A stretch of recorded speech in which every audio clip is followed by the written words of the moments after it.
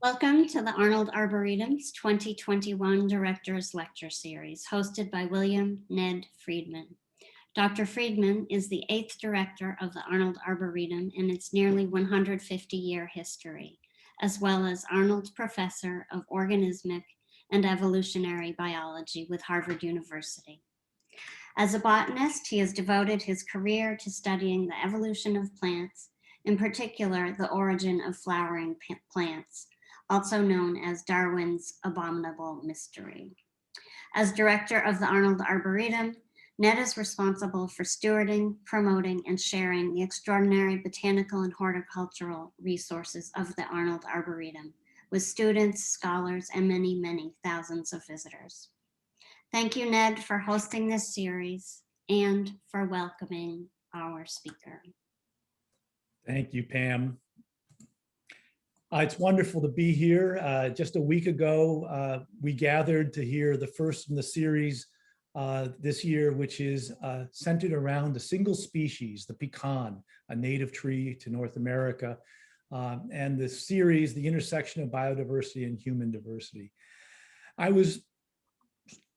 guess I would say I have so long been a fan of Robin's that when the opportunity came, as I thought about the series this year, to invite her back after the sensational dialogue conversation we had 2 years ago about giving voice to nature with Richard Powers, the author of The Overstory, I reached out and Robin very graciously accepted, although she doesn't get the trip to the Arnold Arboretum. We had a lovely conversation this morning, caught up on our teaching and the classes that she's teaching in Indigenous environmental issues and conservation, her moss ecology course, and so many other things. So it's just a pleasure to have Robin back with us tonight. Let me just give you a brief synopsis, because what I do know is that almost everyone who is here tonight knows everything about Robin. But she is both a mother, a scientist, a decorated professor, and an enrolled member of the citizen Potawatomi nation. She's the author of Braiding Sweetgrass, Indigenous Wisdom, Scientific Knowledge, and the Teaching of Plants, and Gathering Moss, a Natural and Cultural History of Mosses. And the Moss book, as someone who also teaches, is an inspiring book about communicating the act of observing in a beautiful way. So both books are something that everyone should read. She lives in Syracuse, New York, and she is a State University of New York Distinguished Teaching Professor of Environmental Biology and the founder and director of the Center for Native Peoples and the Environment, whose mission is to create programs which draw on the wisdom of both Indigenous and scientific knowledge for our shared goals of sustainability. On the more formal side, she received her bachelor's degree in botany from the State University of New York College of Environmental Science and Forestry. And then she went to the University of Wisconsin, where she received both a master's degree and a PhD in botany. And Robin and I are among the few still standing, so to speak, who actually can say we have PhDs in botany. So many of those programs are gone with the emphasis on teaching about plant diversity and so many of the things that we grew up with. So, I love seeing someone who has a degree in botany. She's authored many papers that are scientific on plant ecology, bryophyte ecology, the mosses particularly, as well as traditional knowledge and restoration ecology. It's just my greatest pleasure to be able to introduce Robin tonight and to turn the podium over to her. Robin, as always, welcome. It's so good to see you. Miigwech, Ned, thank you for that warm welcome. And I do wish I was there to walk through the Arboretum with you. And one of these days, we'll do that again. I'm going to share my screen. You know, we are all spending so much time on Zoom. I think it's time we look out our window at the world, no? So we'll look out our Zoom window at the world. There, thank you.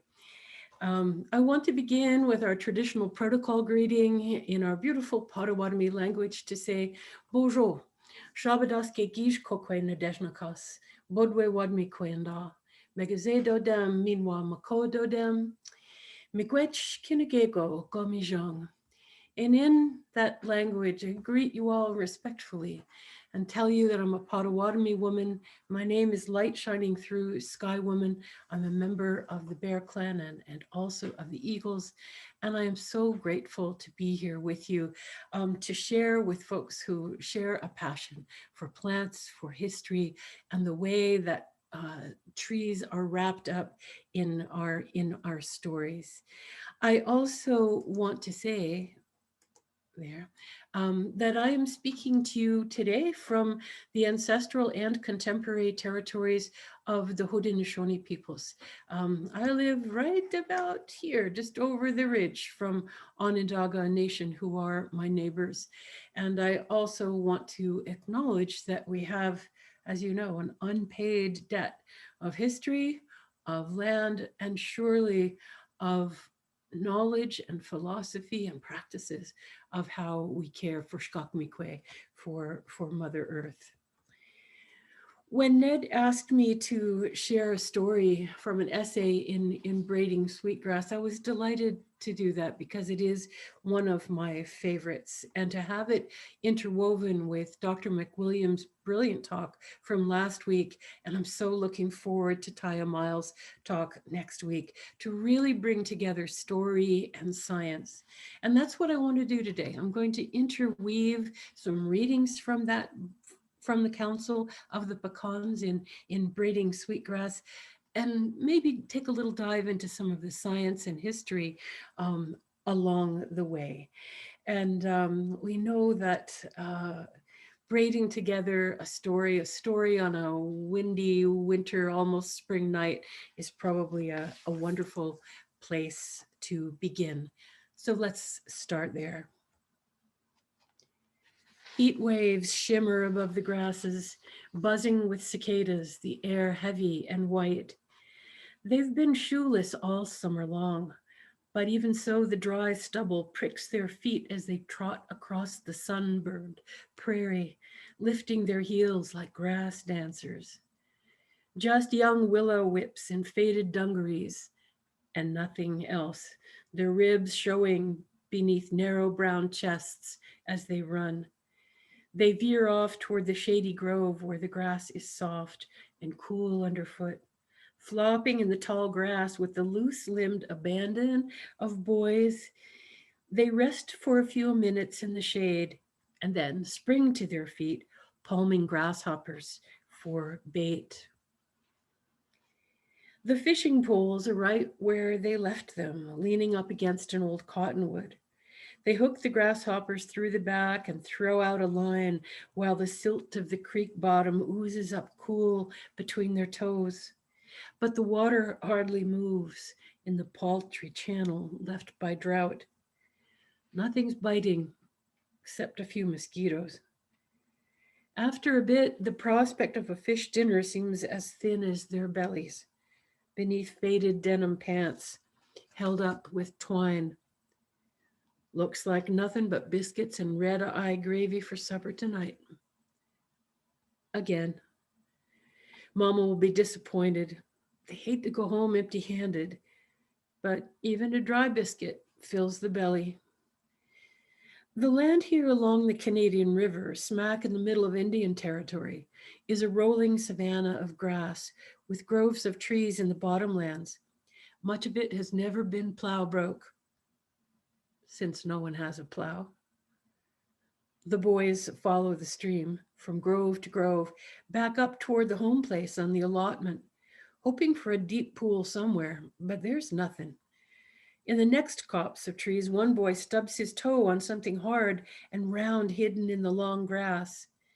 There's one, and then another. So many, he can barely walk. He takes one up from the ground and whips it through the trees at his brother like a fastball. It ricochets off the trees as he yells, "Paganak! Let's bring them home." The nuts have just begun to ripen and fall and blanket the grass. The boys fill their pockets in no time and then pile up a great heap more. Pecans are good eating, but hard to carry.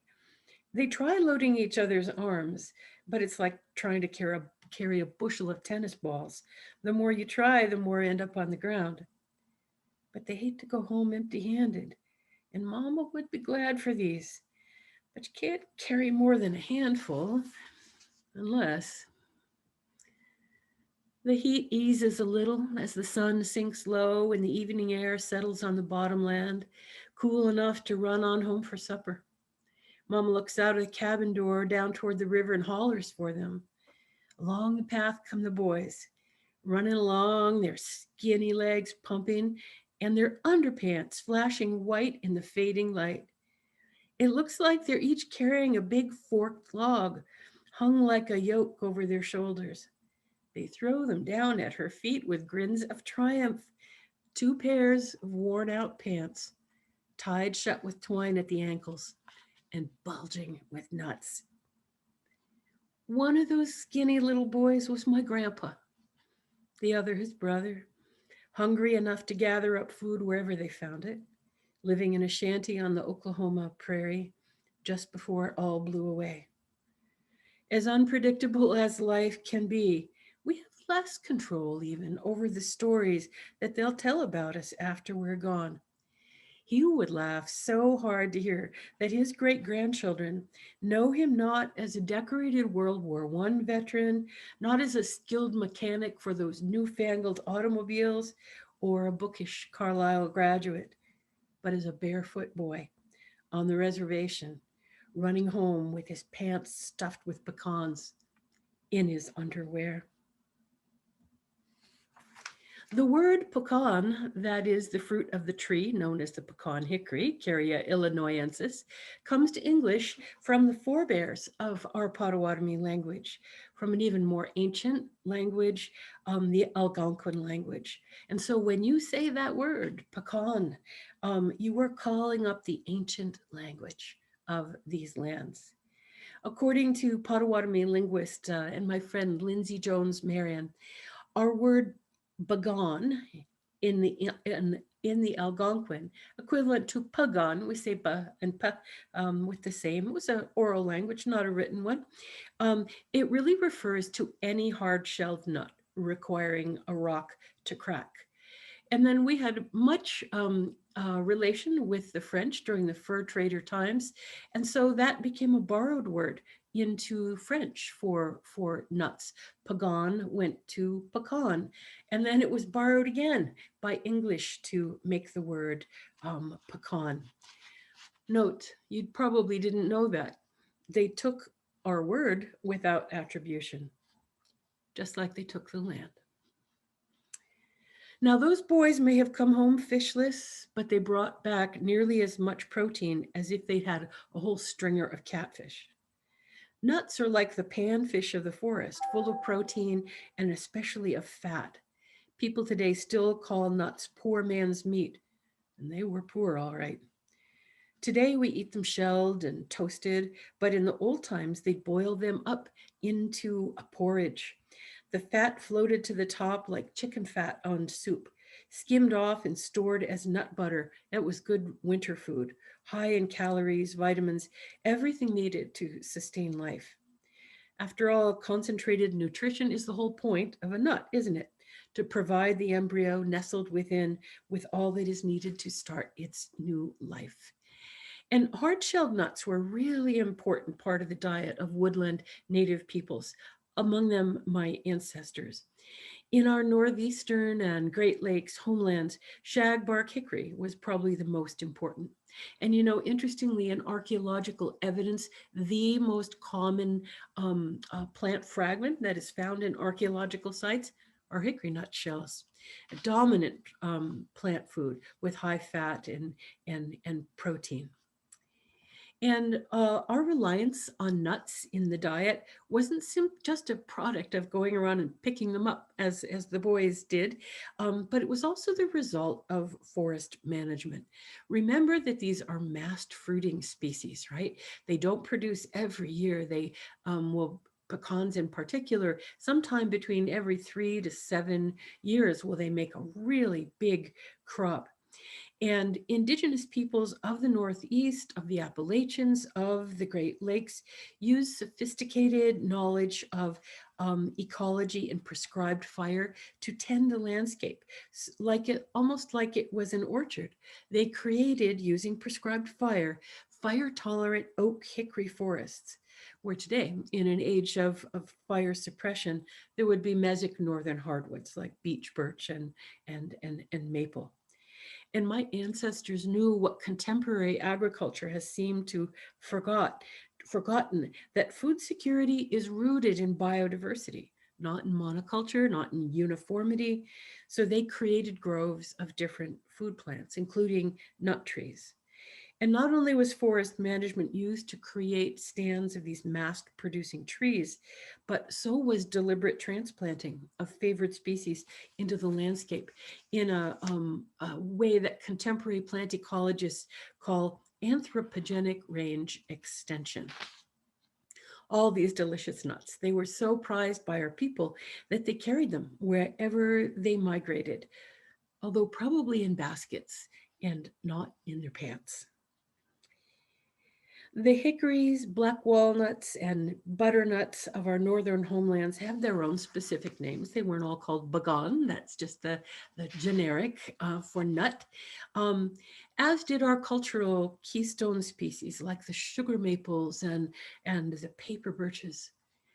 But those trees, like their homelands, were lost to my people. The forests, the prairies, and the wetlands, which were our Potawatomi homelands, which you see here in red. Potawatomi people occupied the southern Great Lakes with our three Fires Confederacy kinfolk, the Ojibwe and the Odawa to the north. And those lands were wanted by somebody else, and they were being forcibly taken by settlers at every opportunity, mostly by illegal encroachment and some by negotiated agreements, by treaty, and more. But relentless loss for people who inhabited these beautiful forests and savannas.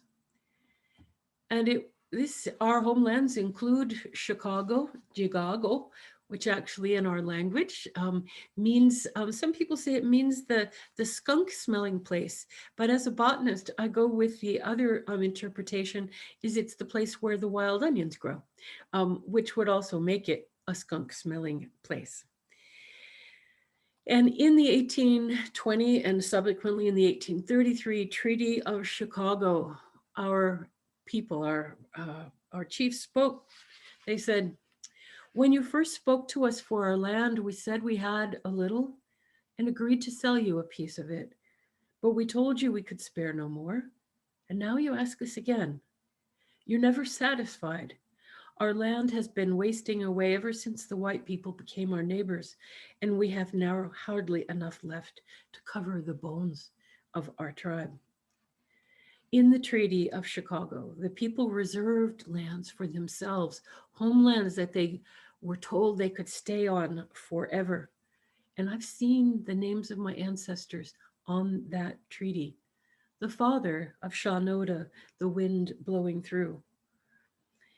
Just 12 years later in 1833, the people of the fire, the Potawatomi, were forced to cede all of our remaining homelands and to be removed to, quote, unspecified lands west of the Mississippi. With a stroke of that pen, the land lost its partner in care, the people. And you know, it was common in treaty language in that day to signify that the agreement between these two sovereigns would endure as long as the grass shall grow. The truest expectation of perpetuity that people could imagine on both sides of the treaty table. And here we are. Some of our people fled to the North Woods, some to Canada, some elsewhere to avoid the removal, so that today there are 9 different Potawatomi nations, all scattered around the trails from our original homelands to the places where we were moved to. There we go. Some went in family groups ahead of the others, accepting the inevitable. Some stayed in place and had to pretend that they were somebody else so that no one would take their land or bother them. But somebody wanted that land wherever they went. And then the soldiers came. In long lines, surrounded by soldiers, we are marched along what became known as the Trail of Death. In the policy known as the Indian Removal Act, the soldiers came to enforce that removal of families from the homelands and forests that they had cared for centuries. And when I think about that, I can't help but think of what that would be like. And did they look back over their shoulder for a last glimpse of the lakes glimmering like a mirage? So much was scattered and left along that trail. Graves of half the people, language, knowledge, even names. My great grandmother, Shanoda, whose name meant the wind blowing through, was renamed Charlotte because heathen names that the missionaries could not pronounce were not permitted. Our Potawatomi people were canoe people until they made us walk. Our lodges were built on cold blue lakes under the birches and pines, ringing with the voices of loons. We lived among our clan animals, who are our relatives and our teachers, the bears, cranes, wolf, and moose, until somebody wanted that forest, and we were marched away from all that we knew. We should ask them about climate change. They lived it. What is it like to exchange a cool, lush, well-watered landscape for a hot, dusty grassland? Lakes for dry riverbeds, lakes of wild rice for a sack of weevily flour, loons for... There is no replacement for loons. The animal teachers all gone, the clans lost their meaning. How do you heal your family without the plant medicines at your feet? The songs, the stories, even people's names. The man who was called Light on the Snow had no reference anymore. And the spirits of the grandfathers didn't live in Kansas. And the missionaries were there to fill the void and extinguish the sacred fire. That was the consequence of climate change by removal in a single season. So much loss, a cautionary tale for us. Should we too be looking over our shoulder and saying goodbye? Because of the Potawatomi removals from the Great Lakes, the tribe lost not only ancestral land, but it left behind the plant and animal knowledge that had sustained them for hundreds of years. Our story of the Trail of Death was replicated all over the country, as you see in this map. And the resilience and strength and courage and brilliance of our people to survive this dramatic violence I just send so much gratitude to our relatives and our ancestors so that we can be here.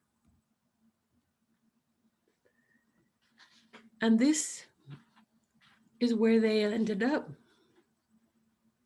When a community is removed, says Kelly Mosteller, who's the director of our Cultural Heritage Center at Potawatomi Nation, she says, when you're removed from where the Creator said you were meant to be, you lose not just the physical presence of that space, but all of the other associated things that go along with it.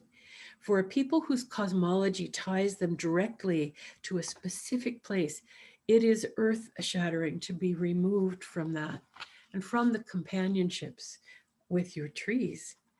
The foods available on the plains varied drastically from those produced in the woods. Survival required learning from the land, learning from other tribal people who were already there, and quick adaptation.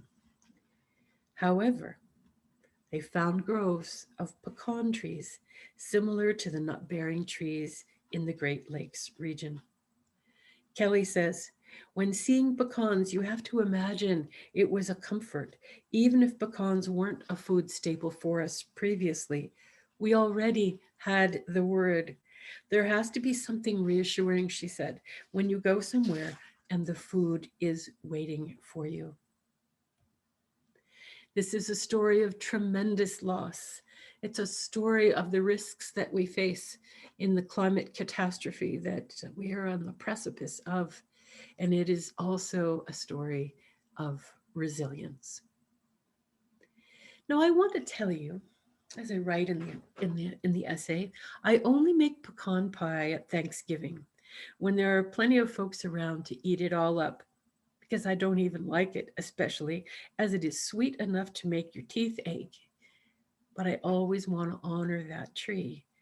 Feeding guests around a big Thanksgiving table is an echo for me of how the pecan trees welcomed our ancestors most hospitably a long time ago, when they must have been lonesome and tired and so far from home.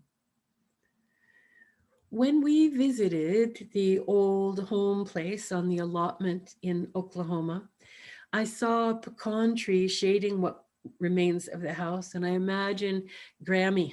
Um, this is not my great grandmother. We don't have a photo of her. This is her sister, though, her sister Sophie. Um, but at the old allotment, I saw a pecan tree shading what remains of the house. And I imagined Grammy pouring nuts out of the boys' pants and one rolling away to a moist spot at the edge of the dooryard.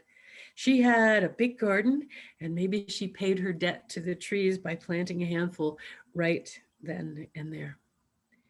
My grandpa filled his pant legs a long time ago, but that nut gathering impulse has apparently been propagated through the generations. My dad, his son, remembers that when he was growing up, his dad, that same little boy, would take the family out for autumn Sunday drives in the old Ford. And if they saw a hickory or a black walnut out in the field, he'd stop the tree and 5 kids would spill out the back of the car and fill gunny sacks with the bounty and drag them back until the trunk was full. And I wonder if he ever thought to himself, my grandpa, how far he'd come. It's a long journey in one generation, from pants legs in Oklahoma to a car in upstate New York. He was already used to being uprooted. I hope they made him feel at home. Now, sometimes those gathering trips yielded nothing but memory because there was not a nut in sight. The boys in the pecan grove were right to carry home all that they could, because nut trees don't make a crop every year, as we know, only at pretty unpredictable intervals. Some years a feast and most years a famine. And besides, you have to get them quickly before the squirrels did. In this boom and bust cycle is, as you know, called mast fruiting. And its cause has been just a playground of hypotheses for tree physiologists and evolutionary biologists. Because unlike juicy fruits and berries that invite you to eat them right away, right now, before they spoil, nuts are a completely different story. They are protected not only by the hard, almost stony shell, but by that green leathery husk over the nut. The tree does not mean for you to eat them right away. They're designed for winter food when you need that fat and protein. They're safety for hard times. They are the embryo for survival. So rich is the reward of a nut that its contents are protected in a vault, double locked. It's a box inside a box. And this protects the embryo within and the food supply.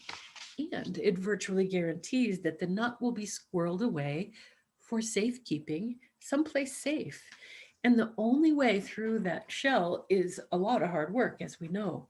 And a squirrel would be unwise to sit out in the open and try to gnaw through that shell, where a hawk would gladly take advantage of his preoccupation.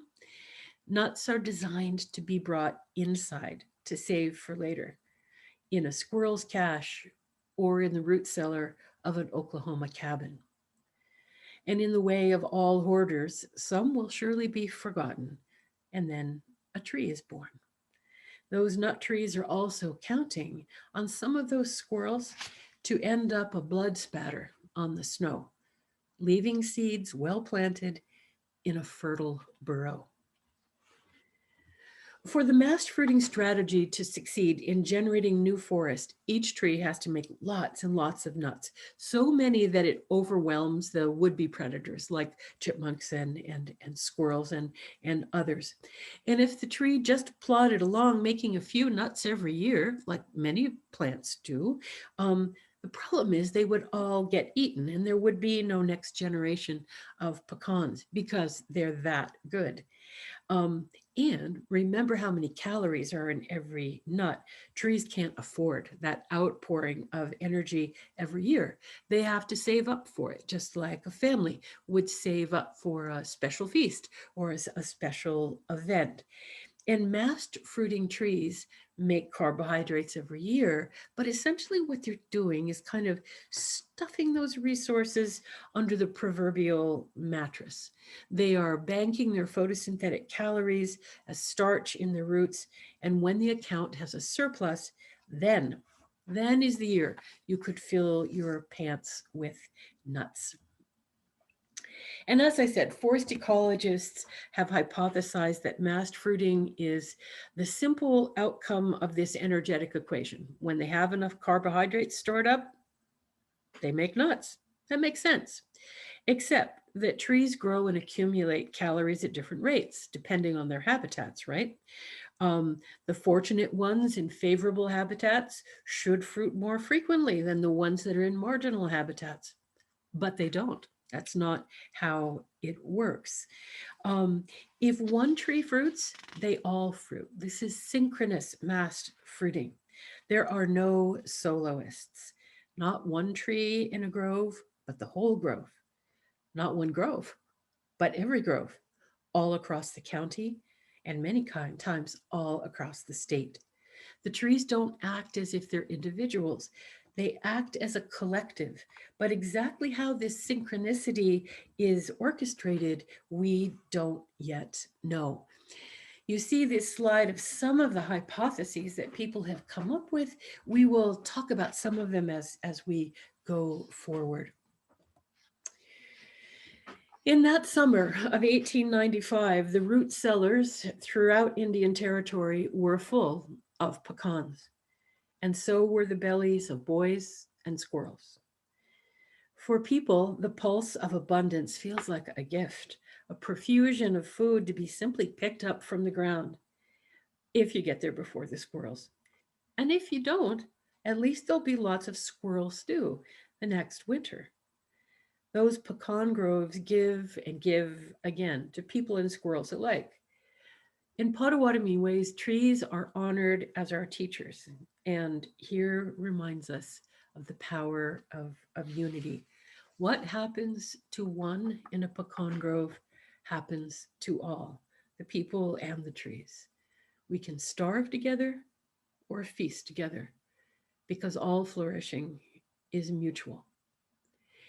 And our people's recognition of pecans as the gifts of Mother Earth is not incompatible for me with the process of evolution, which invokes not the virtues of generosity and collaboration, but the imperative of individual survival. But we would make a grave error if we try to separate individual well-being from the health of the whole. The gift of abundance from pecans is also a gift to themselves.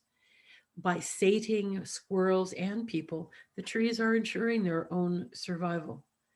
The genes that translate to mast fruiting flow on evolutionary currents into the next generations.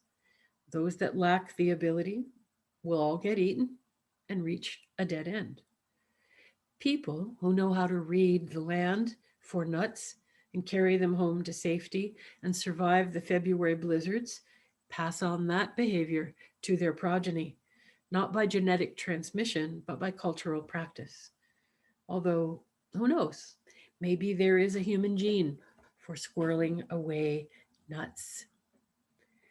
If an individual tree produced nuts in a year when nobody else did, it would be as popular with squirrels as the one kid at a party with a bag of M&Ms.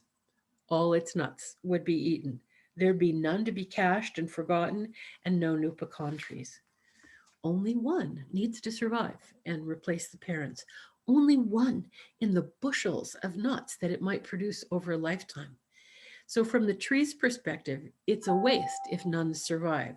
It's a lost bet, and natural selection will pluck that tree from the gene pool in short order. But if the trees could somehow coordinate this amazing reproductive behavior and throw a huge party all at the same time, then there's sure to be enough M&Ms so that some get left at the bottom of the bowl or kicked off to the side of the dance floor or left in somebody's pocket. Some will be planted, some will survive and grow. And forest science are largely convinced that this mast fruiting can be explained by the predator satiation hypothesis. The story seems to go like this, that when the trees produce more than the squirrels can eat, nuts escape predation, as we said. Likewise, when the squirrels' larders are packed with nuts, those plump, pregnant mamas have more babies in each litter. And not surprisingly, the squirrel population the next year, after the mast year, skyrockets, which means that the hawk mamas have more babies and the fox dens are full too. But when the next fall comes, the happy days are over because the trees have shut off nut production. There's nothing to fill that squirrel larder now, and lots of babies. They come home empty handed. So they go out looking harder and harder and exposing themselves to the population, a large population of hungry hawks and foxes. The predator prey ratio is not in their favor. So through starvation and through predation, the squirrel population plummets and the woods get quiet. And you can imagine the trees whispering to each other. There are only a few squirrels left. Wouldn't this be a good time to make some nuts? And all across the landscape, out come the pecan flowers, poised to become a bumper crop again. Where are those pecan flowers? Someplace in here. The federal government's removal policy and the long walk wrenched Native peoples from our homelands. It separated us from traditional knowledge and life ways, from our ancestors, from our plants. But even this did not extinguish our identity. So the government tried a new tool, separating children from their families and cultures, sending them far away to school, long, far away enough to make them forget who they were. There's those flowers. Throughout Indian territory, there are records of how the Indian agents on the reservations were paid a bounty for rounding up kids to ship to the boarding schools. Later, in a pretense of choice, the parents had to sign papers to let their children go. Parents who refused could go to jail. Some may have hoped it would give their children a better future than a Dust Bowl farm. The agents dispensed the treaty rations of weevily flour and rancid lard that were meant to replace the buffalo. But sometimes those rations would be withheld until the children were signed over. Maybe it was a good pecan year that staved off the agents for one more season. The threat of being sent away would surely make a small boy run home half naked, his pants stuffed with food. Maybe it was a low year for pecans when the Indian agent came looking for skinny brown kids who had no prospect of supper. And Grammy signed the papers. At 9 years old, he and his brother, it's my grandpa on the left and my uncle on the right, 9 years old, they were put on a train from a station in Shawnee, headed for the Carlisle Indian School.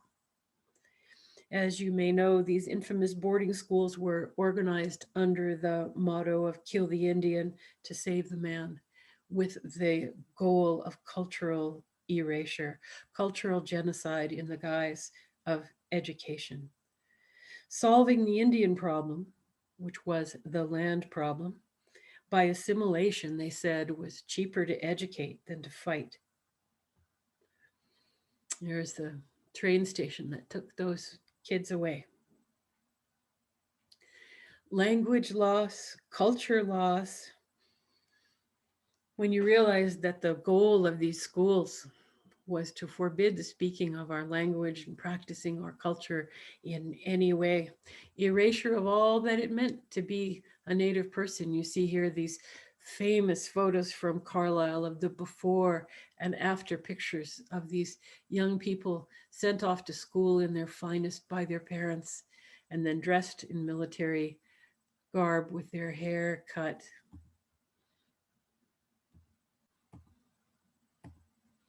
The Carlisle Indian Industrial School was the whole name.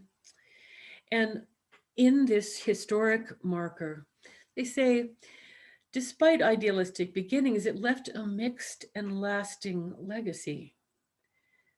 Interesting way to think about it, creating opportunity for some, and this phrase, conflicted identities for others. Let me tell you about conflicted identities. This is my grandpa's graduation photo from Carlisle. We have the papers and the program from that ceremony. And you know, when a young man, Indian man, walks the stage in order to receive his diploma, he says, "I am no longer an Indian man. I will put down the bow and arrow and take up the plow." The graduation speech. So many children, so much loss. And when I was listening to Dr. McWilliams last week, talking about the industrialization of native pecans, how there are so few native pecan groves even left. They've all been standardized, homogenized, grafted, and made to grow, as you see on the right, in all these rows.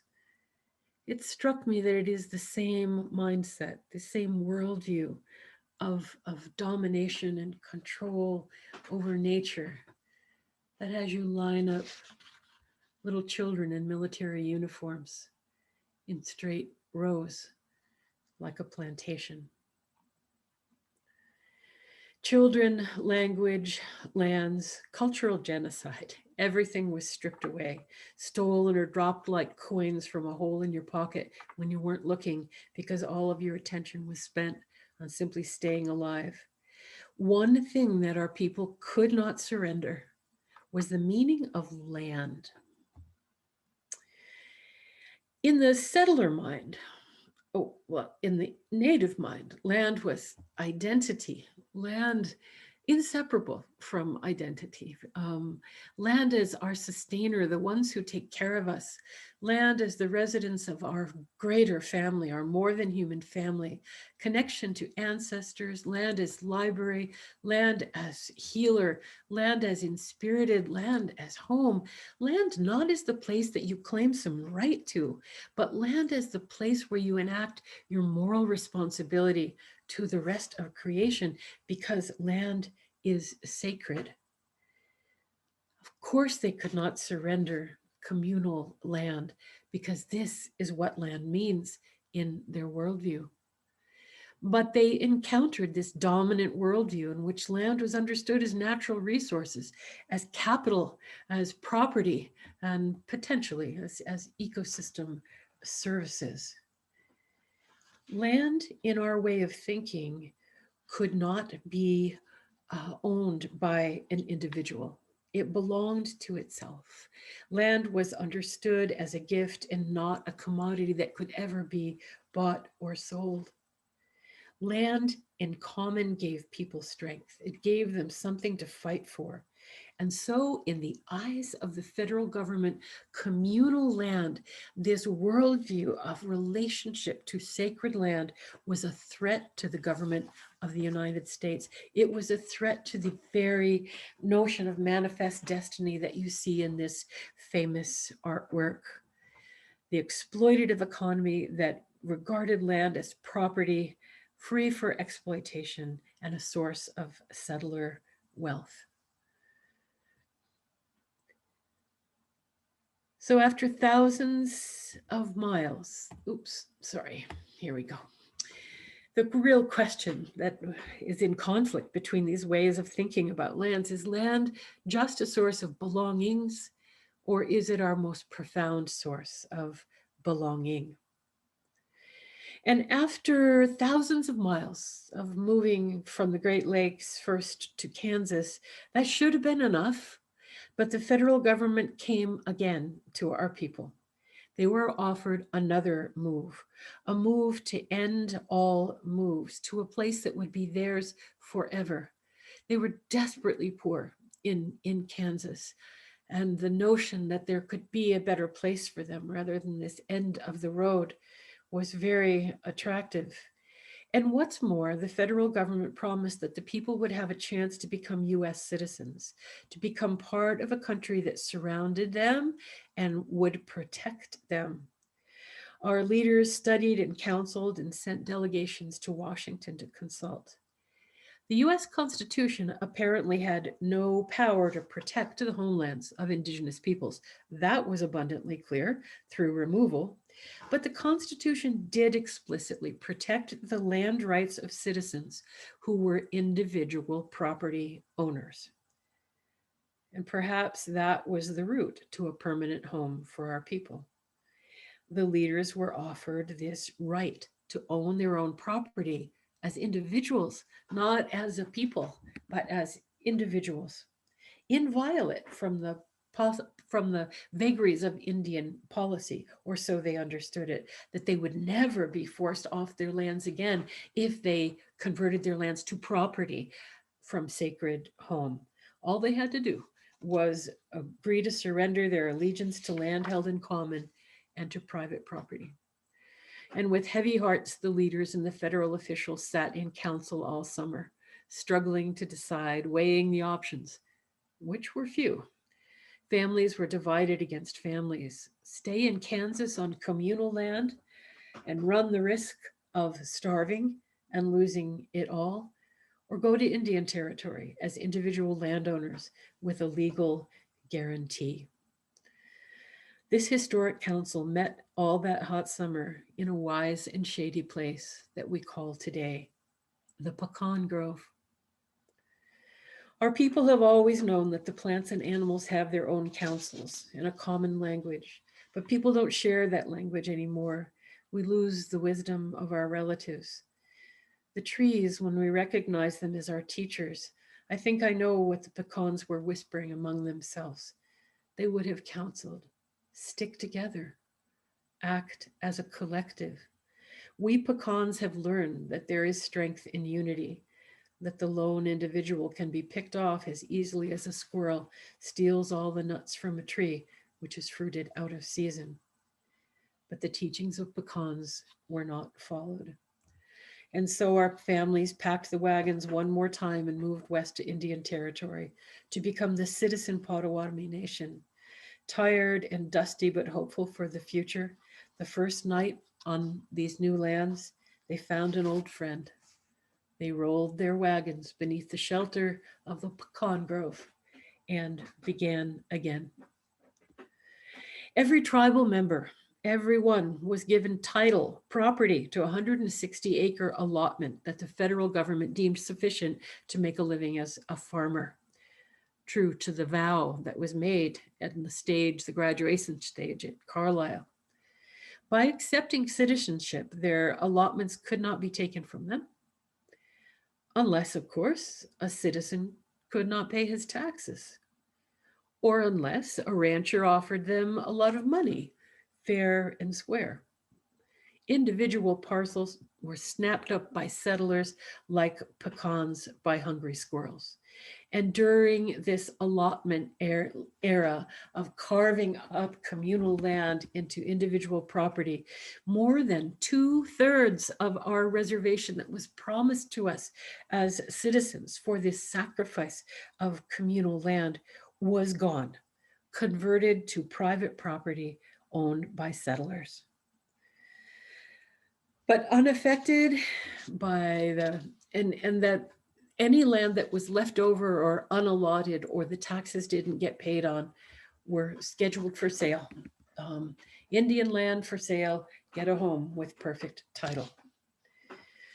Unaffected by political winds and economic stratagems, the pecan trees and other mast fruiters show a capacity for concerted action, for a unity of purpose that transcends individual trees. We don't really know how they do it, but in the old times, our elders say that the trees talked to each other. They'd stand in their own council and craft a plan. But scientists decided long ago that plants, judged as lower beings and lacking obvious nervous systems, were doomed to be deaf mutes, locked in isolation without communication. It was not until quite recently that we learned, in fact, trees are communicating all the time with pheromonal chemical messages on the wind. Pollen is carried reliably on the wind, received by receptive females to make those very nuts. If the wind can be trusted with that fecund responsibility, why not with messages? And there is, of course, now compelling evidence that our elders were exactly right. The trees are talking to each other. They communicate via pheromones, those hormone-like compounds that are wafted on the winds. Many of them are warning or alarm pheromones, where one tree who is under attack would send out a message to the other trees saying, hey guys, I'm under attack here. You might want to pull up the drawbridges and get your chemical defenses going. These few molecules of alarm pheromones and the invaders can be repelled, and the individual benefits, as does the collective, the whole grove. Could they also be communicating to synchronize masting? There's so much that we don't know. The tree conversations are still above our heads. Some people say it may be due to underground mycorrhizal networks for sharing and equilibrating carbon. The last thing I want to share with you is that if the trees are sending each other alarm messages, then they have a lot to talk about as regards climate change, don't they? We know that story, but I want to close as almost where I began, with a couple of maps. Here is a map of the historic removal of our people from Wisconsin and the southern Great Lakes, this forced climate change of adaptation. And here what you see is a climate change model visualization known as the moving states analogy. And what it shows, of course, is that the climate of Kansas and Oklahoma are now walking toward the northern Potawatomi homelands, threatening lands and cultures of our people in the original homelands in profound ways. And it is eerily symmetric to our removal pathway. Climate change in our northern communities will have a similar effect. Just look at what is predicted for one of our cultural keystone species in the north. In the red here, you see the current distribution of sugar maple. In Onondaga, one of our most important of trees, not present in Oklahoma.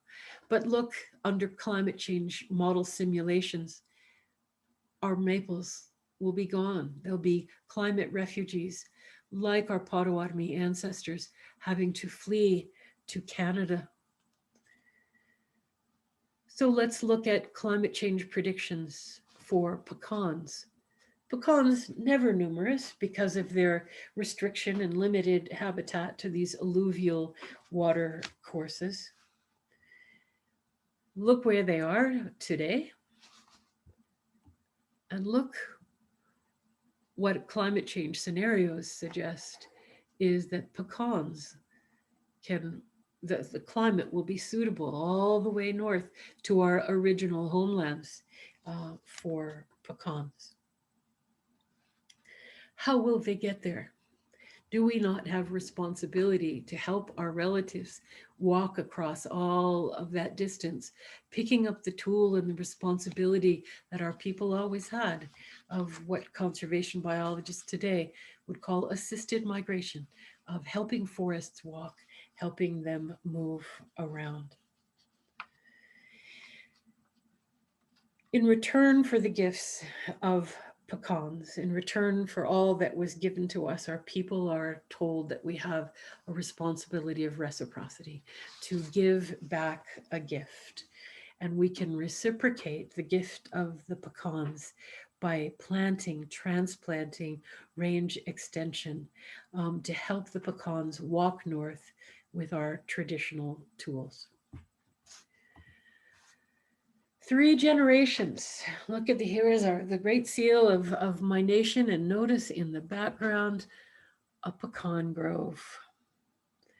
After removal, after allotment, after boarding schools, after diaspora, my family returns to Oklahoma, to what is left of my grandfather's allotment. From the hilltop, you can still see pecan groves along the river. And at night, our people dance on the powwow grounds. The ancient ceremonies greet the sunrise. The smell of corn soup and the sound of drums fill the air. All the bands of Potawatomi scattered across this country by the history of removal come together for a few days each year in a search for belonging again. The gathering of nations reunites the people. It's an antidote to the divide and conquer strategy that was used to separate our people from each other and from our homelands. The synchrony of our gathering is determined by our leaders. But more important, there is some mycorrhizal network that unites us, an unseen connection of history and family and responsibility to our ancestors and to our children. As a nation, we are following the guidance of our elders, the pecans, standing together for the benefit of all. We are remembering what they said, that all flourishing is mutual. This is a mast year for my family.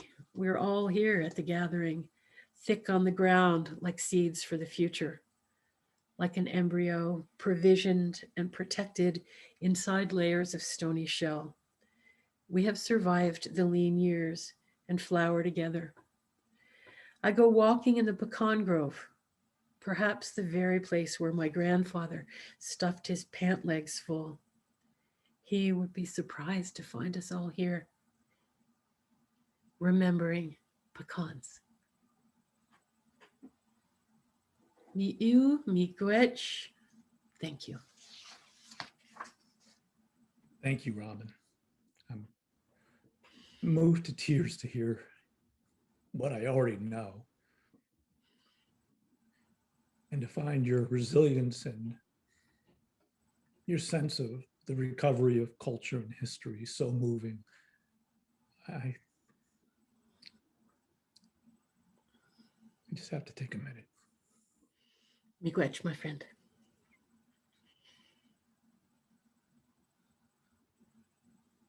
That was beautiful. All flourishing is mutual. If only it was so true for more of the world. I don't know what's broken. I mean, we can all analyze it. We can all think about it. And there is so much this past year that we have discovered is truly broken, is truly ill in our culture here in the West and in the United States. And I keep thinking, as you describe this history, why the urge for uniformity that you refer to? What is it that makes a culture wish for uniformity? Why are we living today in a country where so many demand uniformity, both in cultural terms in the US, in our agriculture, uniformity in the way we look at the world, those of houses that we build along streets? And I wonder if you could, in some way, provide insight into this strange, disturbing need for like, for uniformity, for a rejection of all that makes the world beautiful, which is the various shades of everything. Mm. Would you mind just perhaps reflecting on that? What a central question.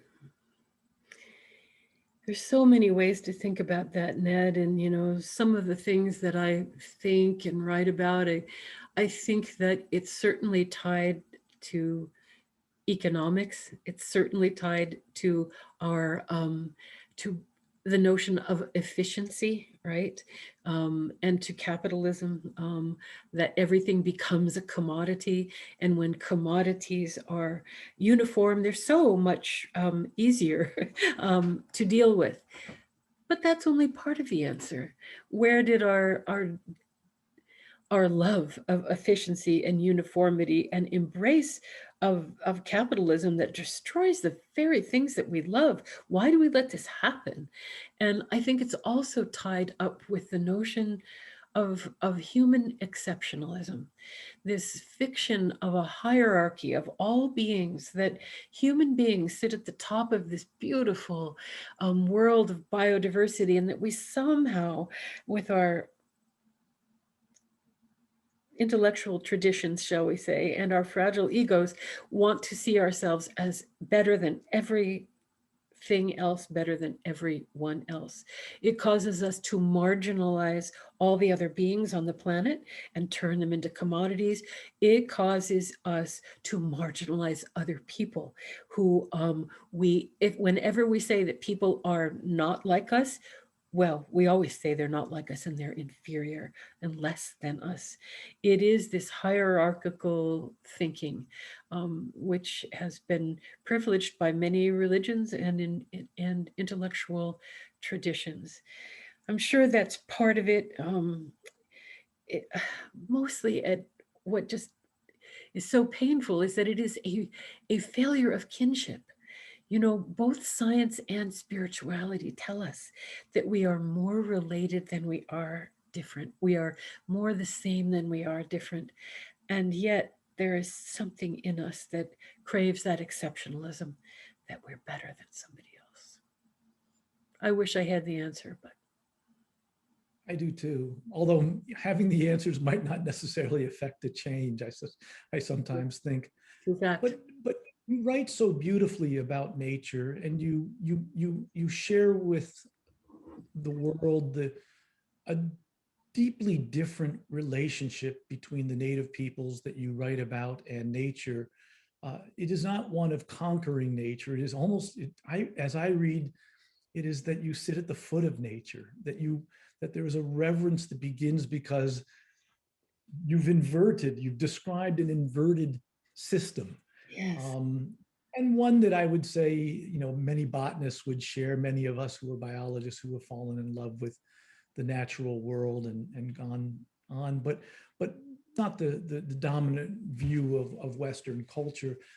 How do you have, I mean, what would be your sense of how these traditions in many different parts of the native people's lands in the New World, because it's not just one instance. I mean, there may be one migrate or Yes. more, but it's my sense that this is something that is very much found in many different traditions in the New World. What do you think was the key? Is there something about the land in the New World and the idea of migration? I'm just curious if as you've reflected on this. Well, being truly at home, being indigenous as opposed to newcomers, Zaganash or newcomers, means that our people have been listening to the land for a long, long time. And I say that very literally, listening to the land, because within our worldview, the land is alive. All of those other beings are persons. They're not things. They're not commodities. And when you live close to the land, you know that your very existence is contingent upon the gifts of others. That's why we call them gifts, not natural resources.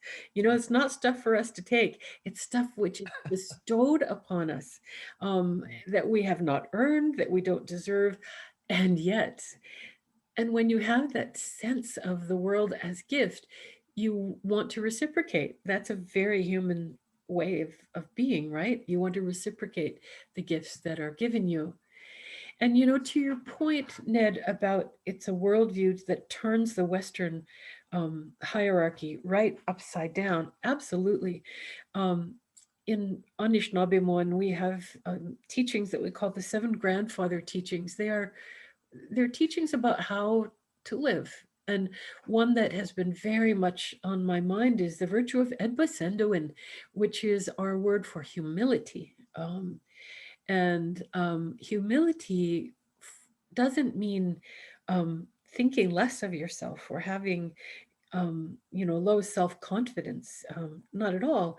What it means is that you do not believe yourself to be more important than your relatives, and that relatives includes more than human relatives as well. So it doesn't mean that you are lesser than. It means that your relatives are as awesome as you are. um, and what a way to live, to be surrounded by all of these relatives that you are not more important than they are, and in fact, because they're the ones taking care of you, you need to take care of them. It's embedded in our spirituality, in our cosmology. Well said. One last thing, and then I'll turn it over to Pam to take some questions from the very large audience we have tonight. One of the things I love about your writing, and I just would be interested in your reflection. There are a lot of books that are being written about nature and about plants communicating, and the idea that we really should be a little bit more sensitive to the fact that just having a brain isn't what makes you valuable as an organism on the earth. But also an interesting line that I as a reader, just not as a scientist, find between a certain literary tradition which personifies plants and your writings, for example, which don't personify plants, but in fact give them standing and dignity, so that instead of them being an extension of us, we are drawn to them so that they may teach us. And I'm curious how much of that approach that you take, which I find truly beautiful and moving when you talk about plants, is a combination of both your professional love and training as a botanist, as a person who devoted her life and a career to studying mosses, and the unseen to many people aspects of the botanical world, and how much of it is derived from your traditions and ancestry, from your family and nation. That's a wonderful question, Ned. And you know what? For me, the place where traditional thinking and science and myself as a scientist, the place they converge is on the plants. Because as scientists, if I think the really good scientists have Edbesendoin, have humility, know that they are learning from the plants, not learning about the plants. And if we bring ourselves to that place of feeling like we're sitting at the feet of our teachers, I think we do better science, and we have more relatives in our family, which is Oh, well, I will tell you, as the director of the Arnold Arboretum, I have 16,000 wonderful relatives that I visit all the time. You've given words to exactly how I feel. And that's perfect. I think that's, I just love the way you make the plants part of a family, not even my family. I feel lucky to be part of their family in a sense, because I have that opportunity just to look. and I love Well, what you let me, said. Okay, Go let me ahead. just add one tiny more thing. I love what you said, Ned, about that I am not personifying or anthropomorphizing about plants, because we know, as in our science education, that has been, steamrolled out of us, because well, for all the reasons that we know. But I also reject that. I am never ascribing human characteristics to plants, but does that mean that plants don't have their own personhood and their own sovereignty and their own agency? That's truly disrespectful to say that because they're not like humans, they're not like anything. No, they're like plants. And what a beautiful thing that is. It is, and it's so important. It seems to me that while it can be, and there's nothing wrong with Charles Darwin giving names to his earthworms and all kinds of wonderful things that we can think about, but ultimately to have this relationship with with other organisms, does require a meeting halfway, not a circumscription of the other as something with our qualities. And I just, when I read you, I as a scientist and as a person who just loves plants, feel so comfortable because you've clearly thought through the implications of what it means to have these relationships. So I think it's really quite special. So anyway, thank you for commenting on that. Pam, would you be willing to entertain a few questions and pass them along to Robin?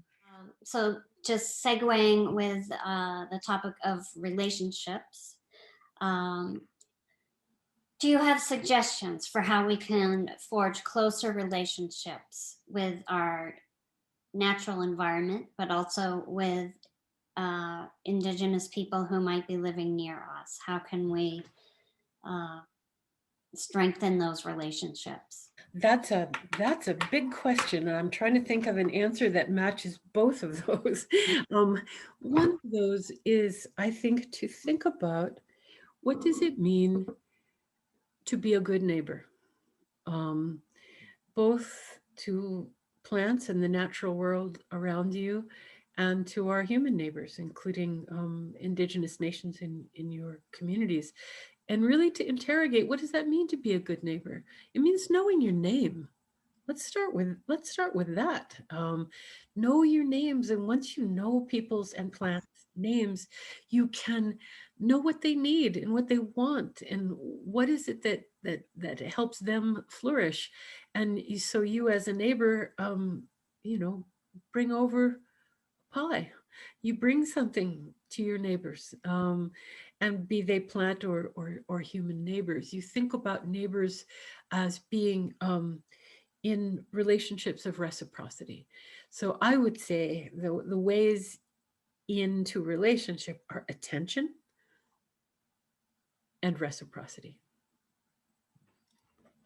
There's so many questions that are long and deep, and I don't even know if we can go there. So I'm gonna skip to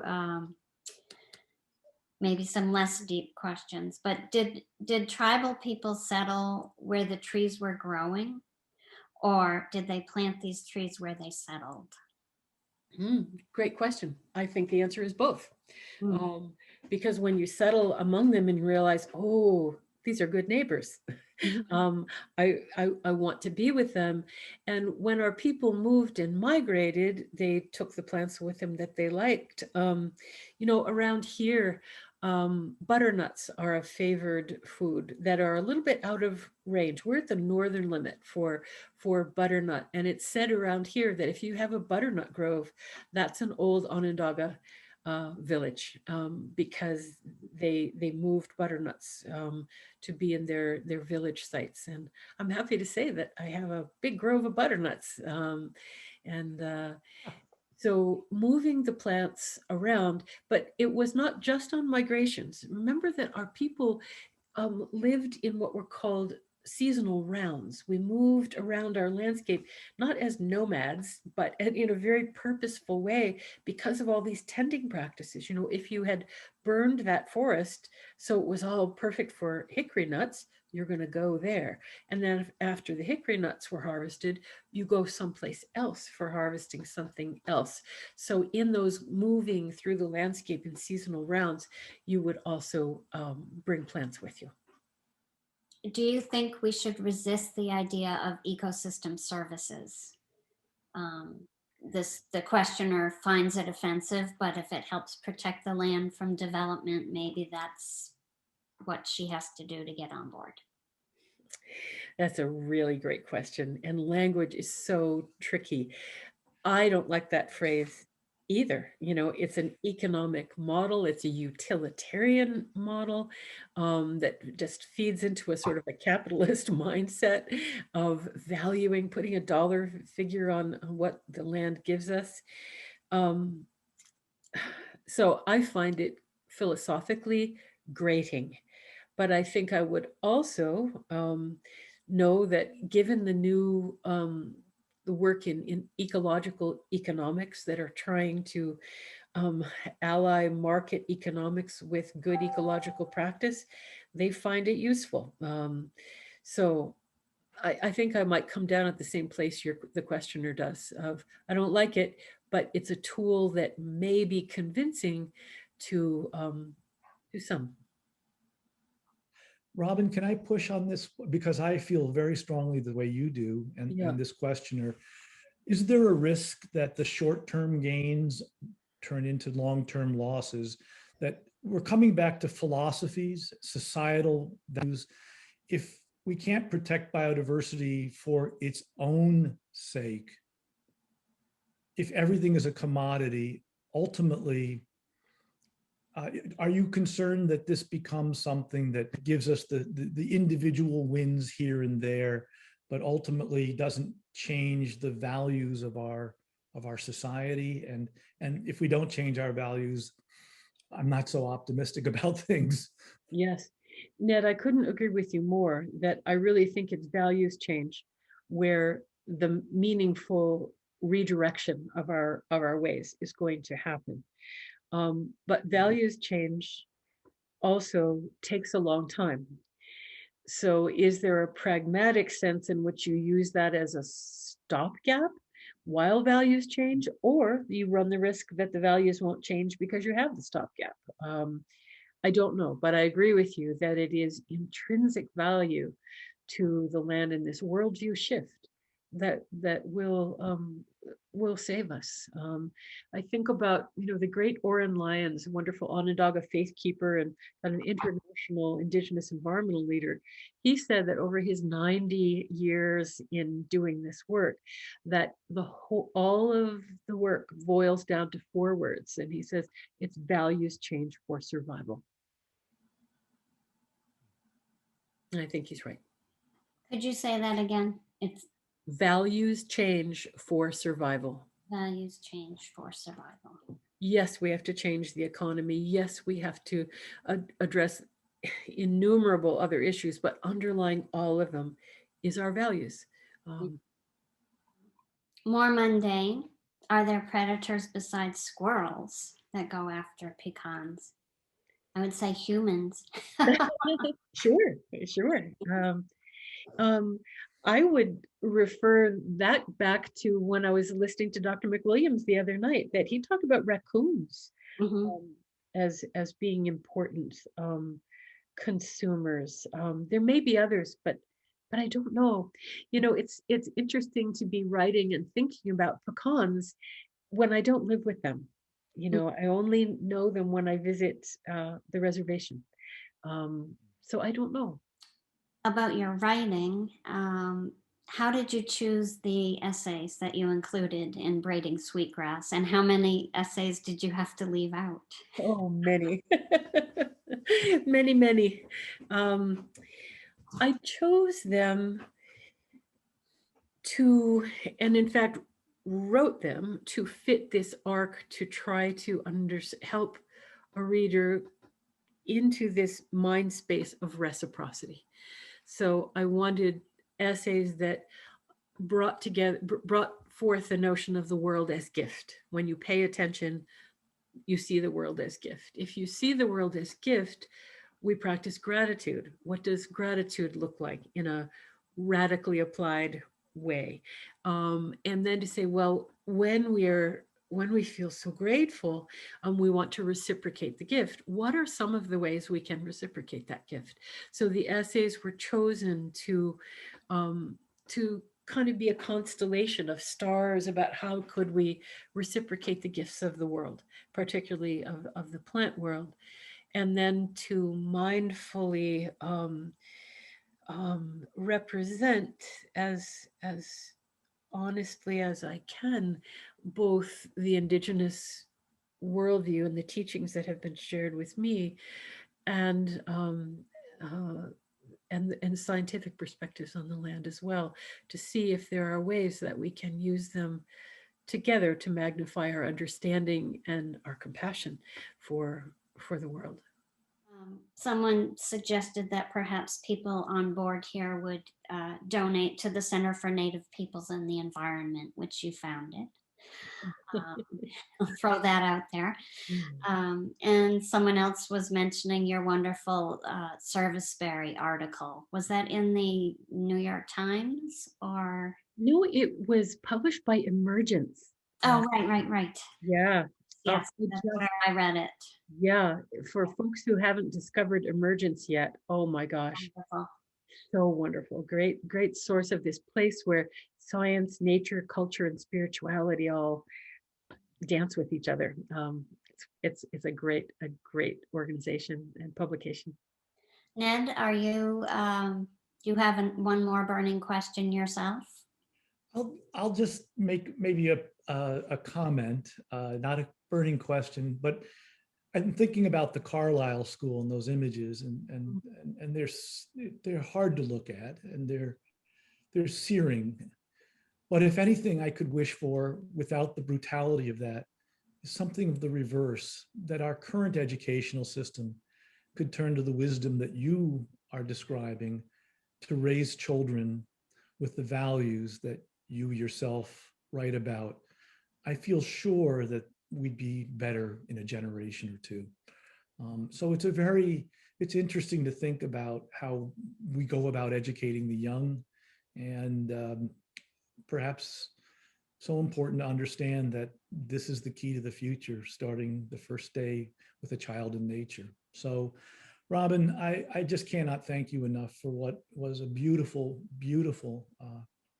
presentation, a moving one that I think all of us need to think hard about and to reflect upon, not just to have taken in this moment. And thank you so much for taking the time out to be with us at the Arboretum. I cannot wait till you and I are standing under an old pecan tree at the Arnold Arboretum when we get to travel. We have a marvelous 1880s specimen, and nothing would make me happier than for you and I to be under there when the pecans are falling. Sounds like a wonderful plan to me. Thank you for that. And thank you for the opportunity to share this story. Oh, my pleasure, my pleasure. This, I think we all need to watch this several times over to absorb all of the wisdom that we have just heard. So great. Thank you and good night, everybody. Good night, everyone. Good night.